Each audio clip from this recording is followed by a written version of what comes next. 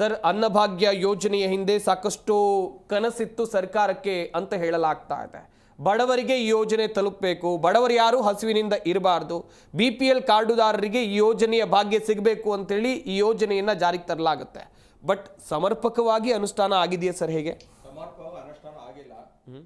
Last time ಒಂದು 2022ರಲ್ಲಿ ಸಹ ಒಂದು ಗೌರ್ಮೆಂಟ್ ಅಧಿಕಾರಿಗಳು, ಸರ್ಕಾರಿ ಅಧಿಕಾರಿಗಳು BPL ಕಾರ್ಡ್ ತೊಗೊಂಡಿರ್ತಾರೆ.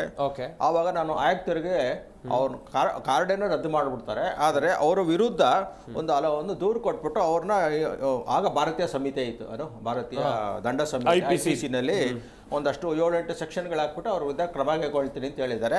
ಇವರು ಮೋಸ್ಟ್ಲಿ ಅವರಿಂದ ದುಡ್ಡು ಇಸ್ಕೊಂಡು ಅದು ಏನು ಮಾಡಿದಾರೆ ಗೊತ್ತಿಲ್ಲ, ನನಗೇನು ಮಾಹಿತಿ ಬಂದಿಲ್ಲ. ಅದು ಒಂದು. ಎರಡನೇದೇ ಬಂದು, ಈಗ ಬೆಂಗಳೂರಲ್ಲಿ ಇಂದಿರಾ ಕ್ಯಾಂಟೀನ್ ಇದೆ, ಗ್ರಾಮಾಂತರದಲ್ಲಿ ಇಂದಿರಾ ಕ್ಯಾಂಟೀನ್ ಇಲ್ವಲ್ಲ. ಯಾಕೆಂದರೆ ಅಲ್ಲಿ ಬೆಂಗಳೂರಲ್ಲಿ ನಿಮಗೆ 10 ರೂಪಾಯಿಗೆ ತಿಂಡಿ, 20 ರೂಪಾಯಿ ಊಟ ಸಿಗುತ್ತೆ, ಆಯಿತಾ. ಇದನ್ನೇ ಮಾಡಿದ್ರೆ ನಿಮಗೆ ಈ ಅನ್ನಭಾಗ್ಯ ಯೋಚನೆ ಬೇಕಾಗಿಲ್ಲ ಅನಿಸುತ್ತೆ. ಸೊ ಇದರಲ್ಲೂ ದುಡ್ಡು ತಿಂತಾ ಇದ್ದಾರೆ.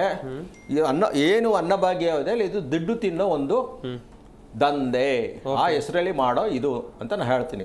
ಸೊ ಈ ಬೇಸಿಸಲ್ಲಿ ನೀವೇನೇನು ಅದು ಅಲಿಗೇಷನ್ಸ್ ಮಾಡಿದ್ದೀರಲ್ಲ, ಅದಷ್ಟು ನಾನು ಅದನ್ನು ಪೂರ್ವಕವಾಗಿ ನಾನು ಹೇಳ್ಕೊಂಡು ಹೋಗ್ತೀನಿ.